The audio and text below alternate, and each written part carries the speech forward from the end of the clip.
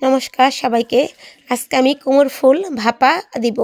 এটা আমার একটা মনের আইডিয়া থেকে দিতেছি, কারণ কুমড়োর ফুল ভাজাও খেয়েছি, ভর্তাও খেয়েছি, ভাপা কখনো খাইনি, তাই ভাপা দেব। এই ভাপা দেওয়ার জন্য আজকে আমি এটা সর্ষা, একটু হলুদ, লবণ, সামান্য একটু চিনি দিয়ে মাখিয়ে রেখেছি কিছুক্ষণ। তারপরে আমি একটু কড়াইতে তেল দিয়ে দিলাম, তেলটা গরম হয়ে গেছে, একটু একটা শুকনো মরিচ ও সর্ষা দিয়ে দিলাম, তারপরে গরম হয়ে গেছে। এখন আমি একটু নাড়াচাড়া দিয়ে ফুলগুলি দিয়ে দিব ঢেলে। ফুলগুলি একটু নাড়াচাড়া দিয়ে হালকা একটু জল দিয়ে আমি ঢেকে দিলাম।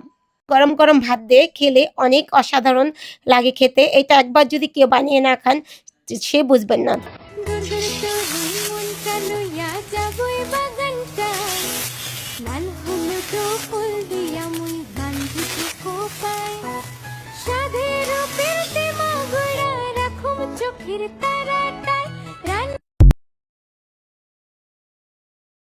ভাপাটা সম্পন্ন হয়ে গেছে, আমার রেডি। আপনারা বাসায় সবাই দেখবেন, দেখে ট্রাই করে আমাকে জানাবেন, আমাকে কমেন্ট করবেন সবাই।